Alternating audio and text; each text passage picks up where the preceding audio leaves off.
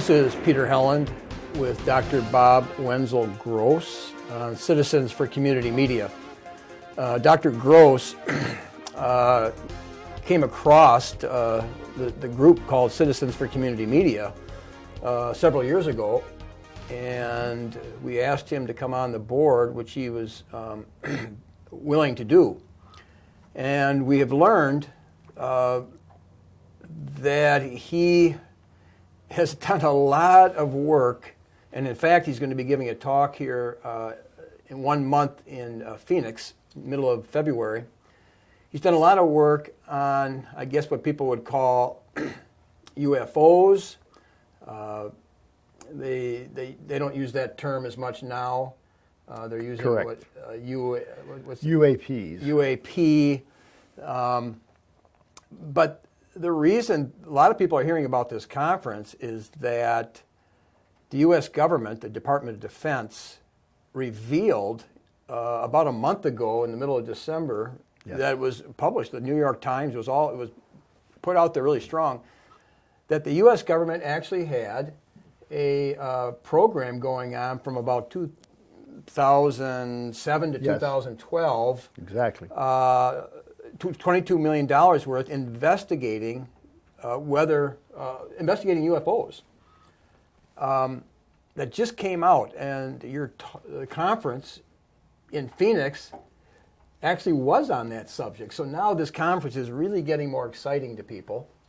Yes. And what was revealed in the middle of December, and you can look it up here on Wikipedia already, it was called the Advanced Aviation Threat Identification Program, which is referred to, people sometimes don't even know those terms. They call it ATIP.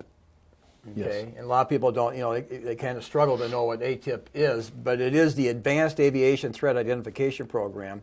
Was a secret investigatory effort funded by the U.S. government to study unidentified flying objects, but it was not classified. It was first made public on December 16, 2017. The program began in 2007 with funding of $2 million over the 5 years. The program began in the U.S. Defense Intelligence Agency. And although the official ATIP program has ended, a related group of interested professionals have extended the effort in a nonprofit organization called To the Stars Academy of Arts and Science. Yes. And if you go to the end of the Wikipedia article, everything's somewhat interesting here, but the last thing is also interesting. The program's leader, Luis Elizondo, said on December 19, 2017, that he believed there was, quote, very compelling evidence we may not be alone. So people are interested in this conference. You happen to be giving a lecture there. Yes. Yes, the conference is going from February 14th through the 18th of 2018, and it will be actually in Scottsdale, Arizona. And it's a conference that's been going on for several years. It's known as the International UFO Congress. And I'm excited to be honored to be asked to speak there on a topic that has to do with an alleged UFO mystery that occurred in Pennsylvania, in Kecksburg, Pennsylvania, over 50 years ago. And 1965. Yes.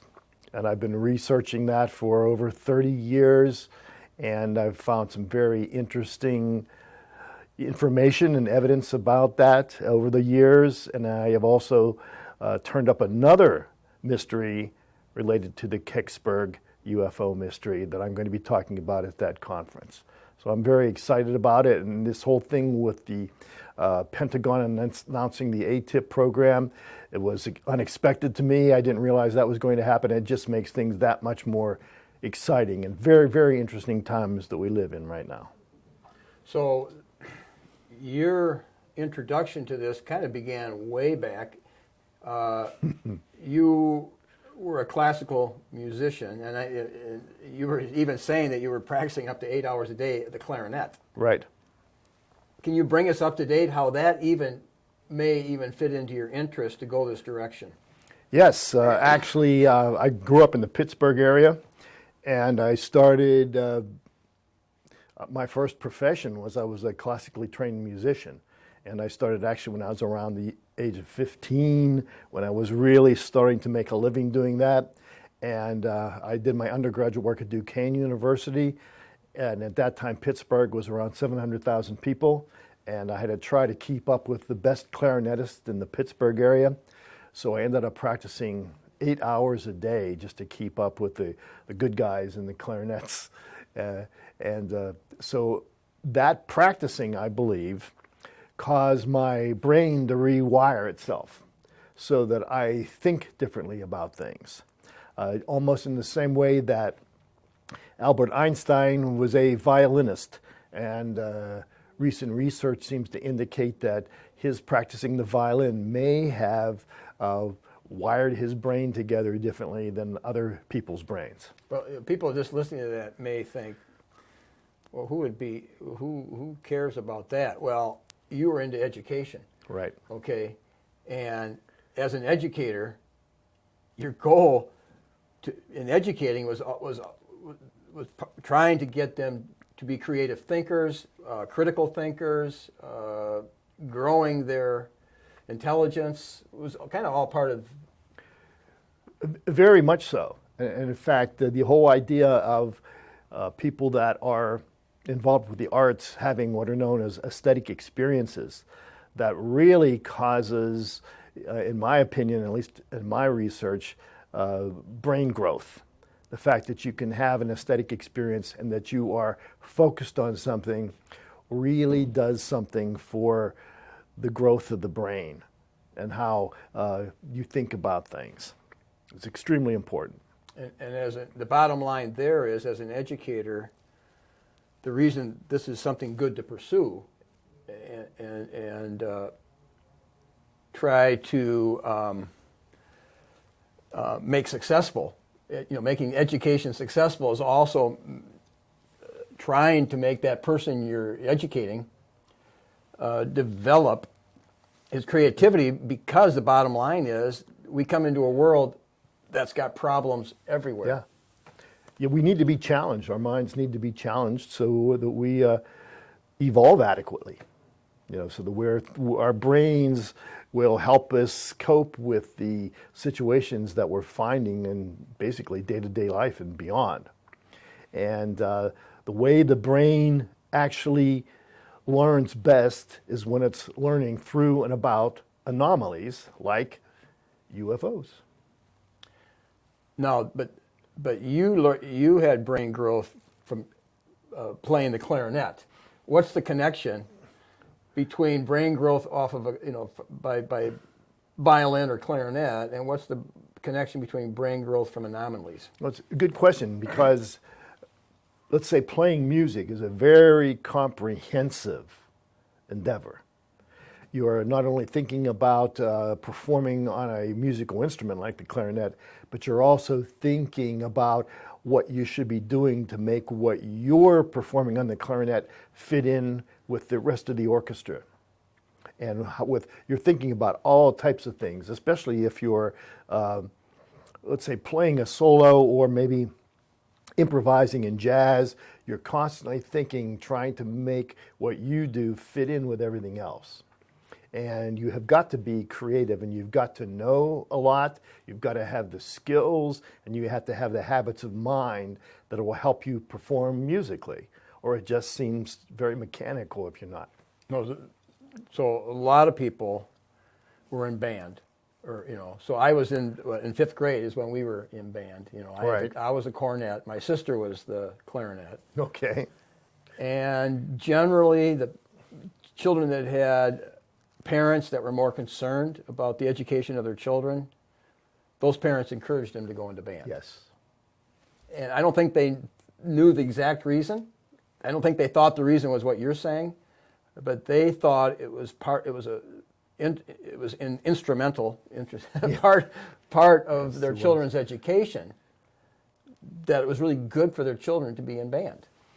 Yes, and part of my professional career, I was involved at the state level involved in designing music curriculums and so forth, so that there are ways to design the arts curricula in the way that they are providing a comprehensive education to the young learners. And that's extremely important because you have your senses and you're thinking about what you're doing. And in some cases, like in music, you're actually trying to, if you're listening to music, you're trying to listen and actually anticipate what's going to happen next. So you're thinking ahead. And it's just an extremely unique way, an interesting way to get you thinking comprehensively and just making you a better thinker, because we need to solve problems every day here on Earth.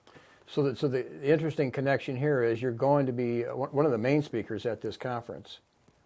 And in a sense, you're going as an educator, because as an educator, you were concerned about enhancing possibilities of intelligent growth, which happened in the clarinet. But also you're saying there's possibilities of growth by these anomalies. Yes. And so your concern is similar. Yes, in fact, I've put together standards that are known, I refer to them as anomaly education, and a curriculum known as anomaly appreciation. And I've piloted some lectures and presentations at major conferences, and they really, the approaches that I'm using anomalies, really get people to think about things, and they're interesting. And this is for young people as well as for older people my age, to keep your brain fresh. So there's a lot of possibilities. Well, maybe this is a stretch, but I'm thinking that the word anomaly has something to do with the word problem. In other words, you're facing this anomaly, which is you don't know exactly what it is. Right. So you've actually got a problem of figuring out this something. You've got a new problem. That's what it is. Right, and so problem solving, problems itself help create problem solving skills. Right, because you're facing things that you never thought you would face before.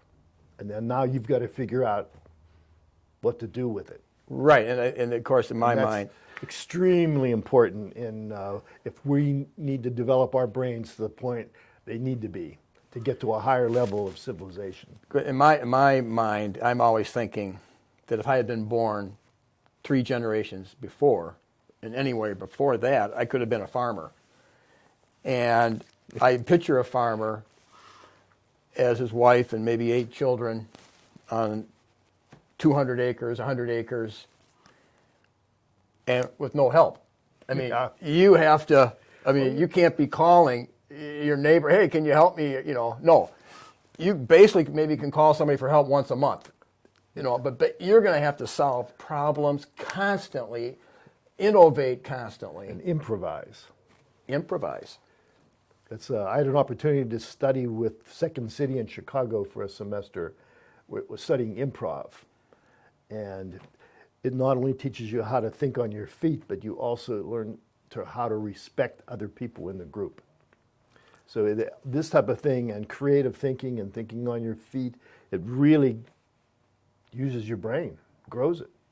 Now, we were having dinner with one of the ladies on our board, and she couldn't believe, because you were describing growing up, in the Pittsburgh area, which was basically, be home for dinner. And you and your twin brother were, she couldn't believe what your normal daily activity was. The problems you were getting into, the things that you had. So she was thinking, no wonder he's got brain growth. Can you imagine what he was going through? But what I'm saying here is that in today's world, people are not confronting anomalies or and problems. It's kind of more, it's set. Yeah, do you think that's true? Yes. Too much information is given to you that you're expected to believe and buy into. So when you do face something that's unexpected, you don't know how to deal with it. And it's like, I think I was mentioning to you, even NASA scientists claim that less than 5%, since the time that the whole universe began, there's scientists only know about a little less than 5% of really what all is out there in the universe. So we only know about 5% of what's going on out there. Yeah. So There's a lot that we don't understand right now, but we will eventually. And science itself is just a whole idea of learning from our mistakes. now, specifically, you're going to go to this conference, and you've been working on this for quite a while. In fact, you even condensed it down even this morning to some other aspects that we could look at. Yes, now these are above and beyond what I'll be talking about at the conference. Okay. And they have, in fact, I don't know if you mentioned it or not, but the individual that was heading up the ATIP program, he will be appearing to, I believe it's like closed circuit television, but he will be. That Elizondo? Yes, he will be at this conference now. It was recently announced, so that's a pretty exciting event. I'm by no way the keynote speaker or anything. I'm just one of the individuals who's presenting their ideas about these new concepts that are happening right now. But it's a pretty exciting times right now, and people need to start thinking what's really out there in the universe. Now, even though this is not related, these are the kind of things that come up on the radar screen when you move into this area. And this is called Introduction to the UFO Phenomena. The first thing you wrote down here is electromagnetic plasma identified, 1996. What's that? Let me give you just a little example. In 1957, I had I would call a close encounter of the second kind with something known as ball lightning. Right, so you would have been about 8 years old or something like that, 8 or 9, something like that. But I was just walking out of a friend's house, and all of a sudden I was faced with this, it looked like a basketball-size object flying right at me, and it was yellowish and blue in color, and it actually knocked me down. It didn't hit me, but there was a force field around it and went right over the top of my head and knocked me down on my back, and then it hit a house behind me and flew into a window of a house, and the people saw it and it bounced around and flew back out. So that was, no one had ever or too often heard about those type of things, but it's been classified as ball lightning, which is a type of electromagnetic plasma that does exist in nature. It's rare, it's an anomaly, but it does exist in nature. Right, but if you were an extremist, not that you would have been at that age, but there are extremists out there that automatically attribute that to phenomena that doesn't originate from the Earth. Exactly. And because their brains just aren't wired to think that way yet. So they don't believe the truth. And they'll come up, because they can't accept what they observe through their senses, they will make up something that fits for them. Right, so you're not against the possibility of some type of intellectual life outside the Earth, but you are challenging a lot of claims, or you're saying we need to look into that better, closer. Yes, I mean, I'm a type of believer that's extraterrestrial intelligence does exist somewhere out there. Right, and there's two extremes. There would be people that said, "Nah, I don't buy that," and then there's people that are, every time they see something, they think that's what it is. But now, of course, if I personally haven't seen a lot of proof yet that it really does exist. Right, you're a hopeful believer. I'm a hopeful believer, And then, of course, definitely. That's what I would classify myself as, and I if I find a certain, let's say, a phenomenon that has been proven to be something else, that doesn't mean that I say that there's no intelligent life out there in the universe. but I'm keeping my mind open. I do believe that it does exist out there. I personally, I don't know. I don't have any proof yet for myself that it's here right now. Now, of course, when a traditional person, or say a traditional Christian person from the culture hears the word hopeful believer, they're going to go, "Oh, is he talking about God?" And and Jesus gave the story about the man who said, "Lord, I believe, help my unbelief." But we're not talking about that kind of belief. We're talking about a belief in life outside the earth, intelligent life outside the earth.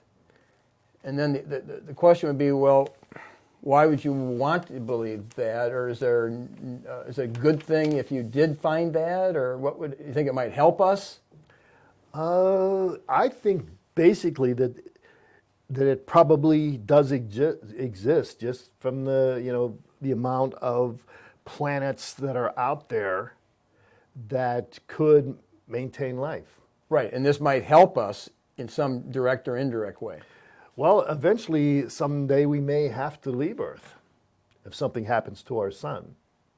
So we're going to have to get some kind of help or find another planet or way of dealing with the, let's say, the catastrophe of the sun growing and eventually engulfing Earth. That's not going to be a fun day when that happens. But of course, now that is... It's somewhere 2.8 billion years from now, something like that. And the whole thing that puts this concept of, in my case, anomaly education together, that makes it work, is that the human brain has got to be in condition, and the civilization has to be at a high enough level that when that day starts to arrive, when we realize the sun is going south, that we're going to have the ability to solve that problem. Right, and that's way up ahead. Of course, there's some people that, let's say with global warming, they may feel disasters up ahead, not 3.8 million years ahead. They may think it's 30 years ahead. Yeah, I mean, well, I'm talking about what we're referring to is what's going to happen to the sun. Now, what's going to happen to the Earth is another thing. And if there is extraterrestrial life out there somewhere, and they've seen in the 60s especially, during the Cold War period, when we were actually exploding nuclear weapons in the Earth's atmosphere, and an artificial radiation belt was forming. If they see that happening from, let's say, 40 light years away, they're not going to want to come here, or whatever. So that could keep them away if they are out there. And again, I'm just brainstorming things with you since we're talking about this, but it's very interesting concept that intelligent life could exist out there. Right, but at the conference, you're going to have people there that think on these things. Yes, they always try to have this conference is the largest in the world, I believe. It's the International UFO Congress, and they've been doing this for several years. And they try to get the best people in the world, the best thinkers out there. And I definitely believe this year they've got quite a few of the presenters are going to get people really thinking about what's going on out there. And now with all this new evidence, hard evidence coming about, that there's things out there that people just don't understand.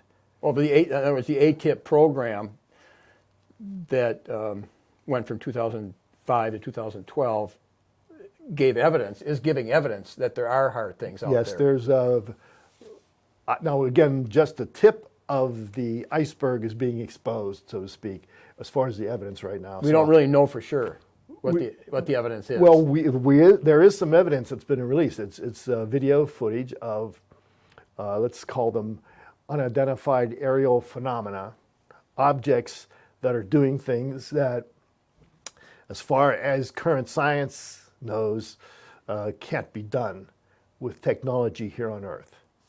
Okay. And things that these things are doing things that if humans were inside of them, let's say piloting them or driving them, whatever, they could not withstand those type of forces against them, making the kind of maneuvers that they do. So there's actual evidence out there right now, hard evidence, meaning film. Yeah, I saw that film. And supposedly some materials as well that indicate that there's something going on out there that even the best of minds right now on Earth can't understand what it is. Right, and That's interesting. Right, but this is still grounded on part of the education theory that we're going to be facing, and we are facing, significant, almost survival situations, and if we don't, address it directly, with all the intelligence and creativity that we can muster, we may be overcome. Yeah, we're going to go the way of the dodo bird, essentially, like Kentucky Fried, maybe. Right. Well, I'd say in the old days, you'd be worried about this nation attacking you, which is still always a possibility. Oh yeah. But now we're even worried about we're so far ahead on this one, 2.3 million years ahead, or was it 2.3? That the sun is going to. Some scientists are saying I think it's around 2.8 billion. Oh, billion. Yeah. So we're worried that far ahead, not million. No, billion. But just around the corner. But your grandchildren won't be around. I mean, technically, and of course, I believe more the Bible genealogy. So I just don't see man's civilization that we've been here in any significant way more than maybe 6,000 to 10,000 years. So now we're thinking 2.8 billion years. We've just got started. Yeah, some writers believe that we have got to reach a certain level of civilization. Offhand, I think it's like a level 5 or 6 before we at the point where we can resolve any problem that the sun might give us. And right now, I think we're at level 0. So it's going all indications are it's going to be a while. But we have got to keep, our brains have got to keep growing so that eventually, we get to that point where we can solve that problem, either going inside the Earth or to another planet when that day comes. Are we doing something unnatural or artificial in our culture that's contributing to the fact our brains aren't growing like they could? If you had an ideal life, if you had an ideal parents and an ideal environment, would that then be enhancing optimum growth? How honest do you want me to be? This boils down to what? Parenting skills and the whole pack. The fact that your parents had you.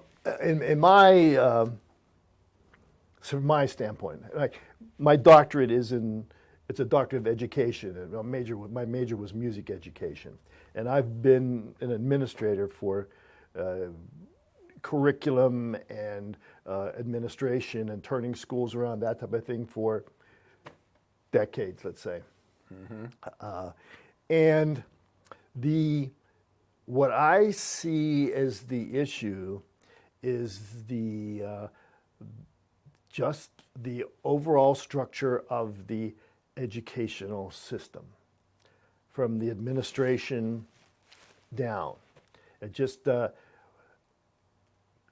I've been an administrator, for example, in an interdisciplinary arts high school in New Mexico.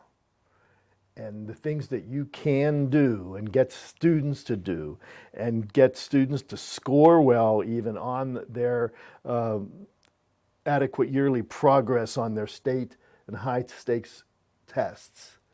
It can be done, but the education system has really got to rethink itself and restructure itself. I'd say that would probably be the first move I'd make in getting people prepared for the issues the human race is going to face down the road. Right. So I don't know. I hope that's what you were getting at. Yeah, we're a little far away from the UFOs. I can't get out of my head that the last play of the Vikings beat not the Pittsburgh, but the Vikings beat the Saints, and it was like they called it a miracle. How'd they pull that off?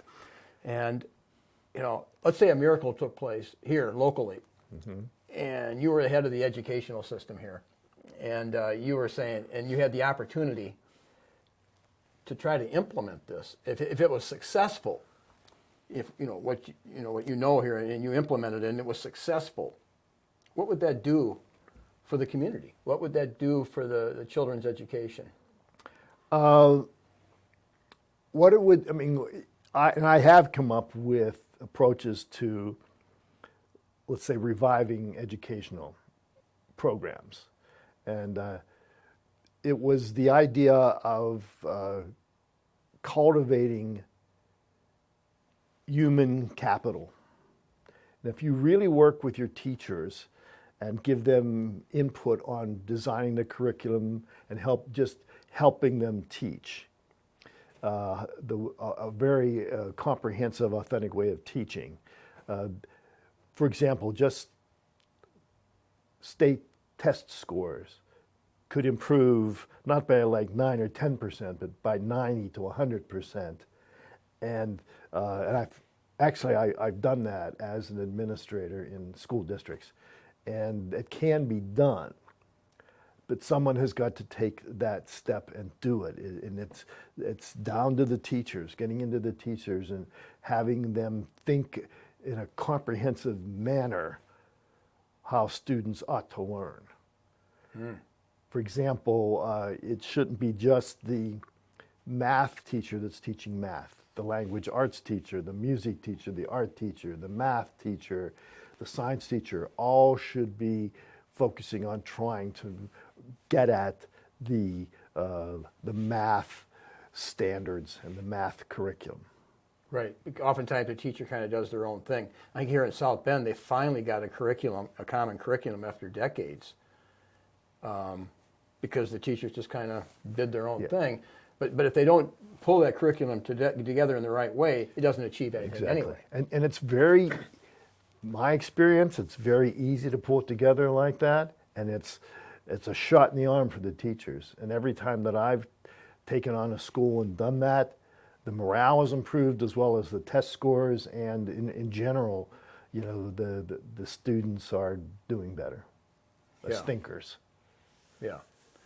And you have the background. I mean, that would be a nice miracle if you're. And it's a piece of cake to pull it off.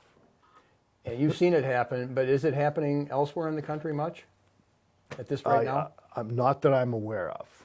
But you have done a pilot program on it yourself. Yes, and it has been successful.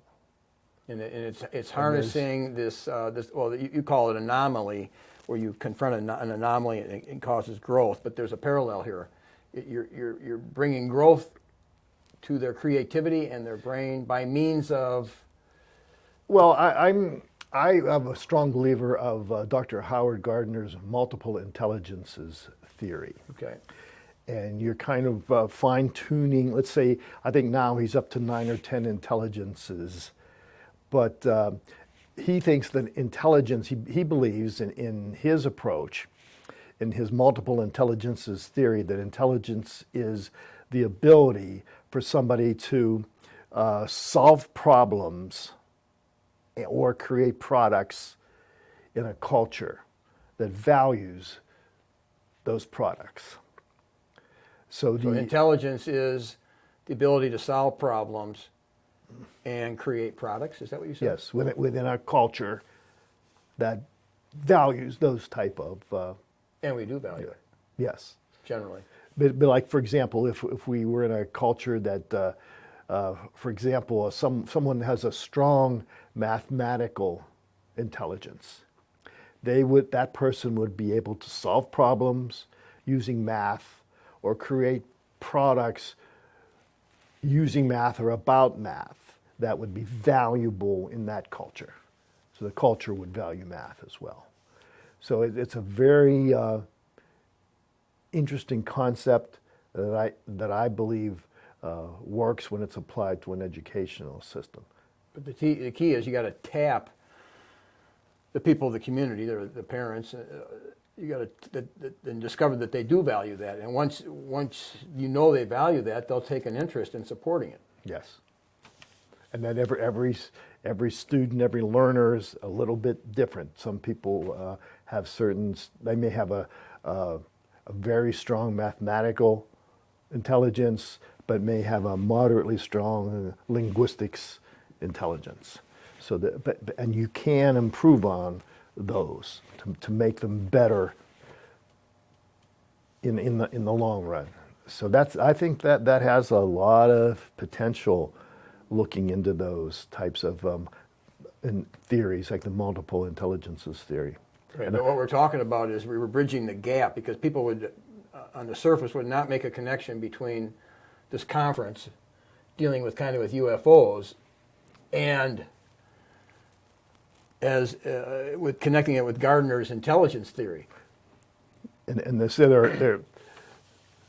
there is an intelligence that Gardner was investigating, researching back in 1999. And this was something he was working with. He wasn't quite sure it was acceptable as a full-blown intelligence, but he referred to it as existential intelligence. And in a nutshell, what that means is that there's people out there who make connections among things, and they think that there's more to life than just everyday existence. Right, eating and drinking and going to work. Yes. And that's kind of it in a nutshell. So you think bigger things, and some of those bigger things might involve, is there intelligent life out there in the universe? Right, that if you are this type of creative thinking that Gardner seems to admire, part of what you would be creatively looking at, if would you be were at least asking the question. Yes, if you had a strong existential intelligence, if your brain was wired that way, if you had a strong existential intelligence, you'd be doing things like trying to make connections between things that don't necessarily seem like they have a connection. Yeah. You'd be thinking things like, is there really a God? Is there is there really life on other planets? What happens after we die? These kind of questions are constantly, and people with a strong existential intelligence, which can be developed, because we all have, according to Gardner's theory, we all have a little bit of those intelligences in us. Mm-hmm. That if we can develop that, we can start looking at solving big problems. Right, solving the problem. Let's say, half of Norway and Britain are atheist. Okay, so you got one extreme. They're not even interested in something, and then you got people that believe in God, but they haven't thought about how they believe in God, right? It's just kind of intuitive because their parents, they were raised that way. But you could fine-tune their education so that they do start thinking about these things. Right, they fill in. Yes. They fill in what they claim to believe. But if you're an intelligence like Gardner, you want to know more. If you have a strong existential intelligence, or what he's calling existential intelligence, or what he investigated back in 1999, and there's I think he refers to as his eighth and a half intelligence, or something like that, because he's still working on it, and that's what my research is about. I'm looking at how existential intelligence looks in a real life setting. So you're pulling this all together, and they're getting more and more interesting research about that. That's very interesting to me, and just again how the brain works. And in my mind, you have to have anomalies out there. Right, and these anomalies, right, and so some of these anomalies here, and we're just going to go through them. And the U.S. government declared several top secret spy satellite programs returned exposed film to Earth in buckets with heat shields, 2011. Now, how is that an interesting phenomena? That type of thing was going on since about 1959, and when they had the U2 incident. Gary Powers. Yes. They started, essentially, the government started looking for other ways of gathering reconnaissance information other than having a piloted plane. So they came up with spy satellite programs starting in 1959. And one of those spy satellite programs was the Corona spy satellite program, which was a top secret program. And these spy satellite programs had cameras inside of them. They were taking photographs of faraway places like Russia and China at that time, and especially military installations. And then they would take that exposed film, and they had a recovery vehicle. And they would put inside that recovery vehicle was a gold-plated film bucket. It looked like a big kettle, a gold-plated kettle, or a big acorn. And then they would send the film back to Earth. And of course, the recovery vehicle had a parachute in back. And the parachute would come out, and they had these cargo planes, and they had teams that were trained to recover those film buckets. And a lot of them weren't recovered. Yeah, a lot of them weren't recovered. And even can you imagine back in, this would have been from 59, I think, to 1972, this was going on regularly. And there were hundreds of them launched, and hundreds of them came back. And every one you'd see this gold-plated film bucket flying through the air, and you wouldn't know what it was. Right. So here's where your intelligence comes in, because a lot of people just said, well, that must be a UFO, so to speak. And the truth was, and the government didn't mind them thinking it was a UFO, because that put them off the trail of really finding out. Disinformation in this program and other programs, and this is based on my research that I've been doing for quite a while, was key to the success of that program. If it wouldn't have been for disinformation, It would have been discovered. Yeah, it would have been discovered. So that's just a UFO. But there were at least several of them that never came back. They don't know where they are. And some. Well, it's not easy to track them when they come down. Especially during the early years. They don't have the technology we have. But the whole program did have technology that was way ahead of what the public thought we had.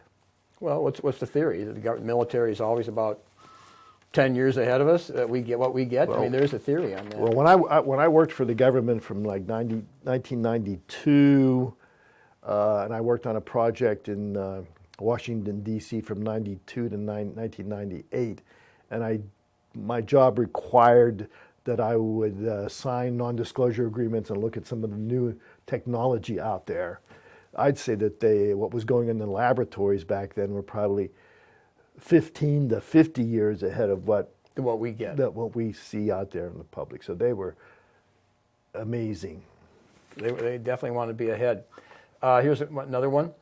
CIA admitted Area 51 advanced aerospace experiments. They admitted it in 2013. Now, most people have heard of Area 51 as the secret place. But what's behind that? Again, in the 50s, they were doing experimental aerospace design projects. Again, that were way ahead of what people thought we really had. And so finally, it wasn't until 2013 that the CIA admitted that Area 51 existed. Did exist. And that, again, played a big role in what people were seeing that were what they called UFOs. But it was really government research and experiments that were new things that they were trying. And that they didn't want the other side, or even us, to know. And that was part of the requirement, that no one knew about it. It was top secret. Right, but they're doing it on our behalf for our good. But then you wonder. Okay, in 2001, NASA discovered a multi-dimensional parallel universe's cold spot. And then you have 2017. Yeah, so it was NASA discovered this cold spot, and they determined that cold spot could represent like almost an opening or an intersection of a multiverse or parallel universe theory. So that that is a theory that's out there that parallel universes exist. And so it was in 2001, I believe, Yeah. that they actually found that spot, but it wasn't until 2017 that information was actually released that that spot I was see. found. I see. That's what that means. Is that we found out in 2017. Yes, They knew. according to my research, that's what I've discovered. In 2017, the International Space Station began studying sprites, jets, pixies, trolls, and elves, upper atmospheric electrical phenomena known collectively as transient luminous events, TLES. Yes. So these are events almost like in the category of ball lightning that there's, because of some of the technologies that's out there today with cameras, these flashes of light are appearing in the skies. And they're natural phenomena. They're not UFOs. Right. And they're transient. They're very quick. And Well, have you ever heard? I mean, our producer here is, we're always talking about Planet X and Nibiru. We're not going to go there, but people. you're not? No, not tonight, not today. But we're talking about trying to understand. It's kind of like having like a bus stop and you just wait for it. Right. Now, here's the last one. From 2007 to, well, we already mentioned this, to 2012, an Advanced Aviation Threat Identification Program, ATIP, was developing queried unverified event under evaluation, Q, reports on UAPs. Yes. What is...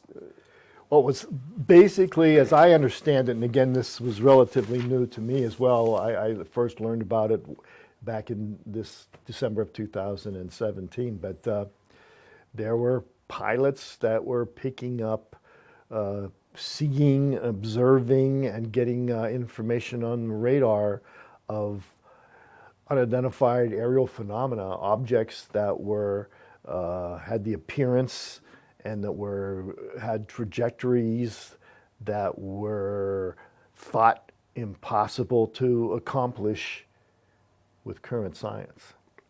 But they have what seems like to be very solid evidence that there's phenomena out there that are unexplained, and there's some really solid sound evidence that this has been happening for a while.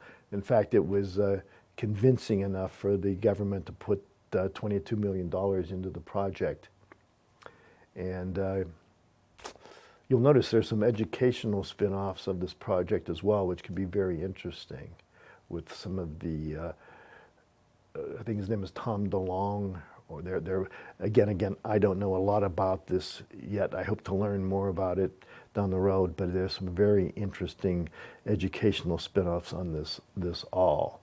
Yeah. This whole, I call it the UFO phenomenon because it's a comprehensive type of event that this is now, I consider it a shot in the arm for the whole, what might be considered UFO community. Right. I mean, of course, I mentioned it before, but what seems to what happened in the past, maybe this is a stretch as far as where you're coming from, but in the North, at the time of the Civil War, they had like at least 2 million spiritualists, and they had these rappers, and I think there was the Fox sisters, and so people just thought, well, this was supernatural. This was happening supernaturally, these occurrences, and it was sweeping the North, and come to find out, they were faking. I mean, they were pulling a trick. It wasn't really supernatural something. Some people would say, well, it was demons, it was angels, something causing this. And so they had to rethink their initial enthusiasm.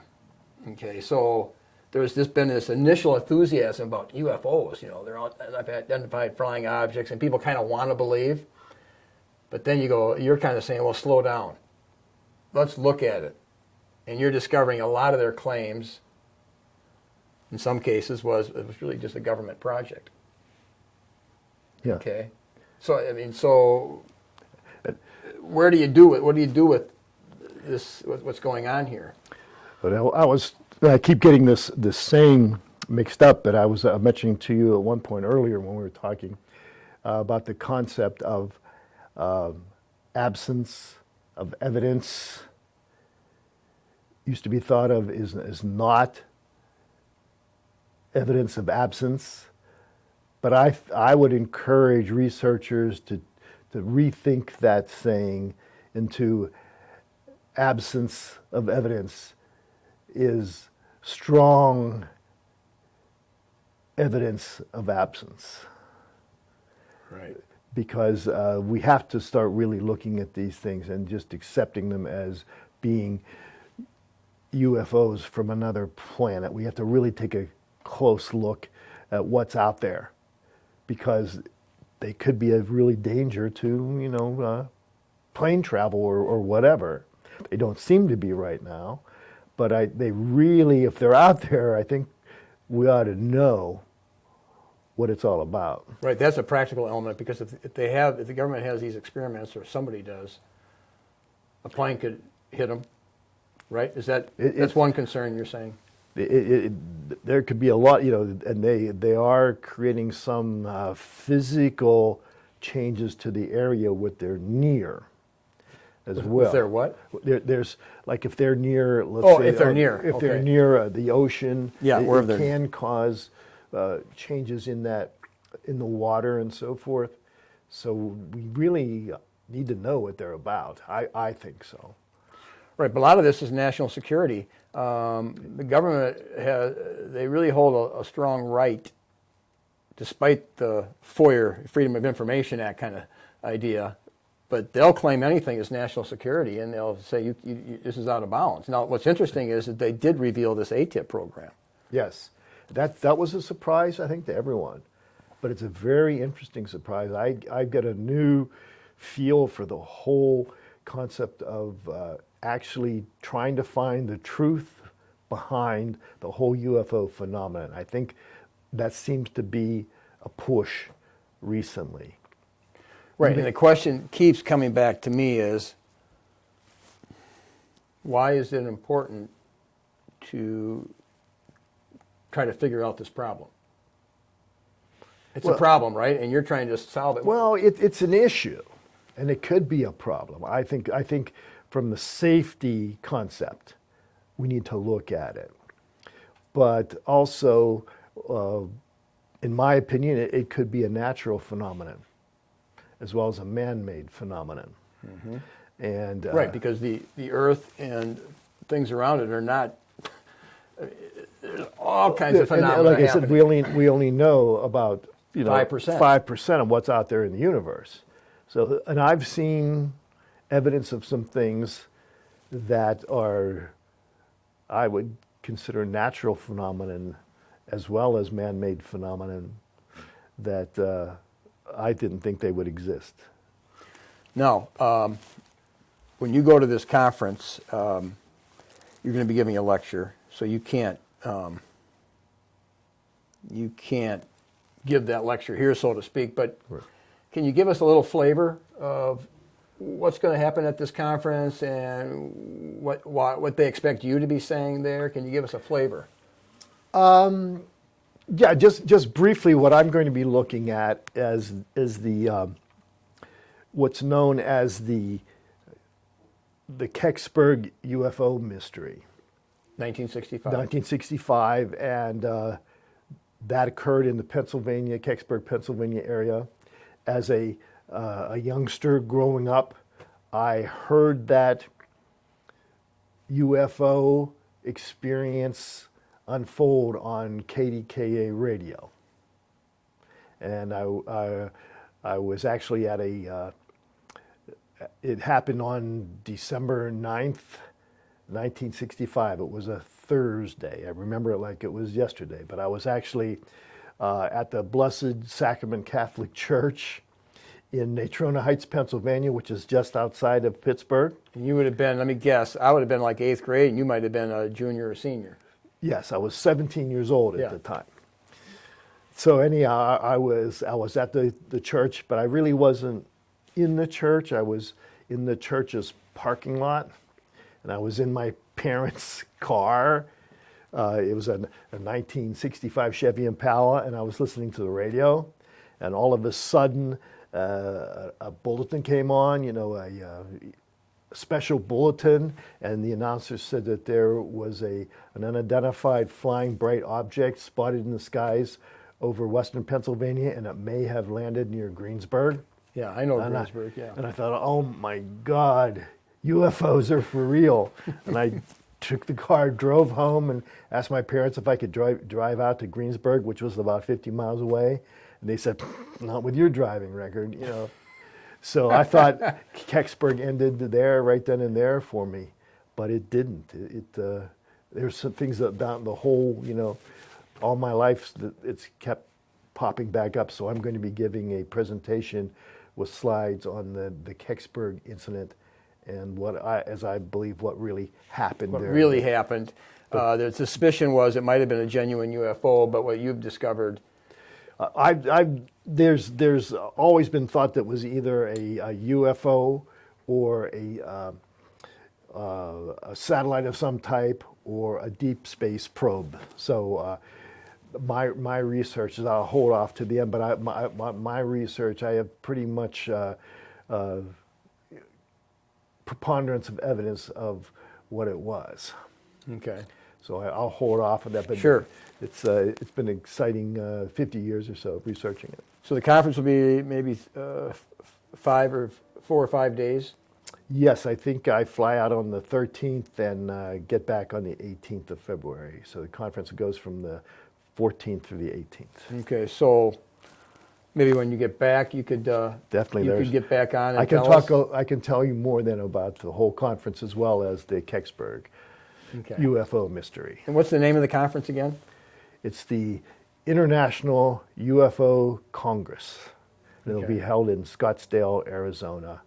And where have they held it before in the past? It's been mostly in Arizona. That area. I'm not exactly sure of where all the hotels and so forth. Well, that is where they have the best telescopes, right? I mean, That in New Mexico also has telescopes too. the famous telescopes.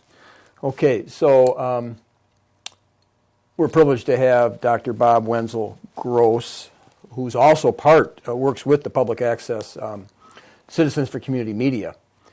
And that's kind of how we know this, because we see each other and we learn about what you're doing. We try to keep on top of things. And there's some people on the board that want to go to this conference. They want to get out there. They want to be out there to participate. So I don't know if we're going to get out there or not. But this is kind of interesting, and hopefully this will whet people's appetite. And we're going to have another show. But for sure, after the conference, Yes.